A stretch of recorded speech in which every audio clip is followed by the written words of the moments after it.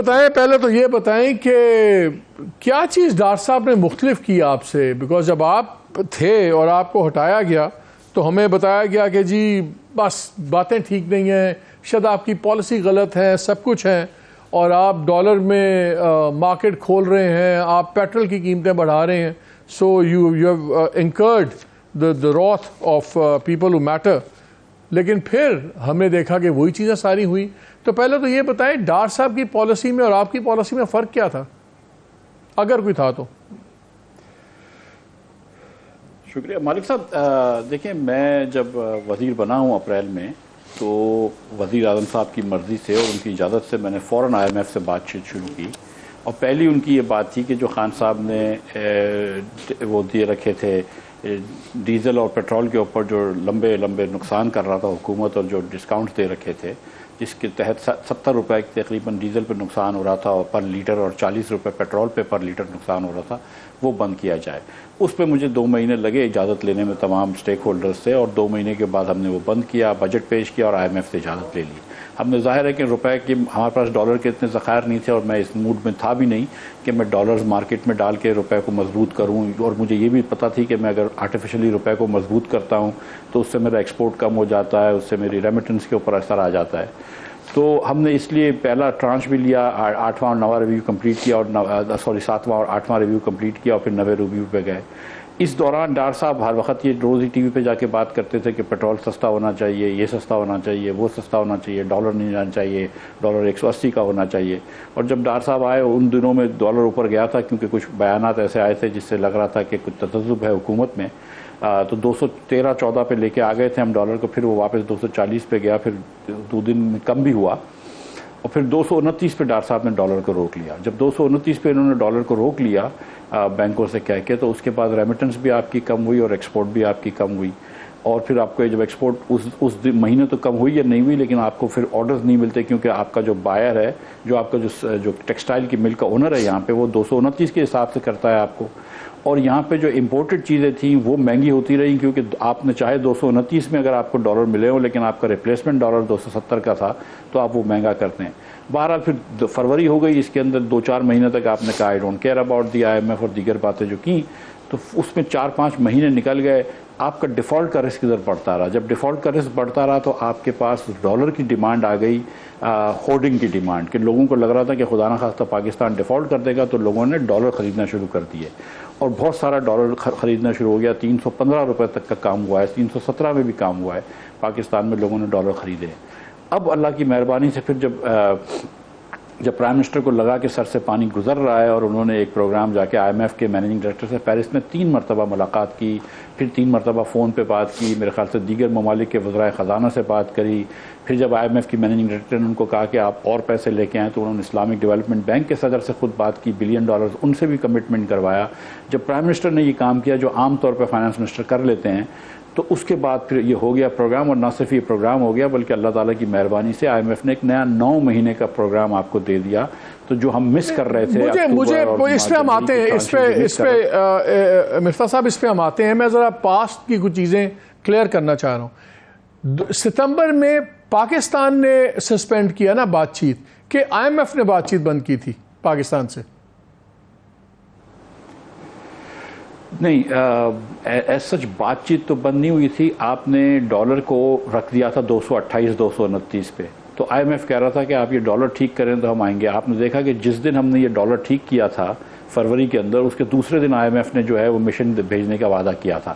تو IMF کی ایک کنڈیشن تھی کہ یار کم از کم آپ ڈالر کے اوپر سے یہ ریسٹرکشن ہٹائیں، آپ تھوڑی سی. یہ ڈالر کو ریسٹرکٹ کرنے کا فیصلہ ہمیں تو یہ پیورلی جو تھا، کیا یہ تو ان کی ڈومین میں نہیں آتا اسٹیٹ بینک کی؟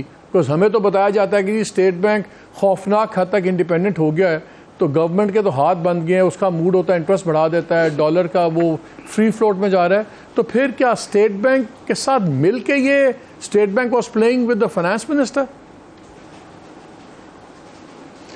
دیکھیں شروع میں جب ڈالر نیچے جا رہا تھا تو فائنانس منسٹری اس کا کریڈٹ لے رہی تھی، لیکن جب ڈالر 229 سے جب انہوں نے آئی ایم ایف کی شرط مان کے ڈالر کو چھوڑا اور 270 ہوا تو پھر ہم نے واپس یہ بات سنی کہ اسٹیٹ بینک انڈیپینڈنٹ ہو گیا ہے. تو ایک طرف جب نیچے تھا تو آپ کریڈٹ لے رہے تھے، جب چلا گیا اوپر. سچی بات یہ کہ اسٹیٹ بینک انڈیپینڈنٹ ہے اور اس کو انڈیپینڈنٹ کام کرنے دینا چاہیے، لیکن اتنی انڈیپینڈنس تو نظر نہیں آتی اسٹیٹ بینک کی practically in the last year جتنی کہ قوانین کے طور پر لکھی گئی ہے. مجھے یہ بتائیں اگر سپٹمبر اکتوبر میں ہمارا ریویو ہو جاتا تو جو پچھلے سال کے فگرز تھے اس میں پاکستان نے اپنے ٹارگٹس میٹ کیے ہوئے تھے، تو ظاہر ہے شرائط کم سخت ہوتی. جو ہمارا ریویو وہاں سے موو کر گیا سپٹمبر کے بجائے اکتوبر کے بجائے چلا گیا فیبروری میں اور اب جا کے بات ہوئی، اس کا ہمیں کتنا بھگتنا پڑا ہے؟ جو ٹرم سخت ہوئی ہیں اس کا کیا امپیکٹ ہوا ایکسٹرا؟ بیکاز میں اس لیے کہہ رہا ہوں مفتیٰ صاحب کہ اس وقت سارے اپنے آپ کو نا پیٹ آن دا بیک کر رہے ہیں. دیکھیں آئی ایم ایف لوگ کہہ رہے تھے ڈیفالٹ ہوگا، یہ ہوگا، پی ٹی آئی یہ کہہ رہی تھی، ہم نے ڈیفالٹ بچا لیا. لیکن ڈیفالٹ کے قریب لانے میں یہ بہت بڑا یہ فیکٹر نہیں تھا جو سپتمبر سے لے کے جنوری تک 6 ماہ ہم بھاگے دائیں بائیں پھر رہے ہیں without a clear policy thing.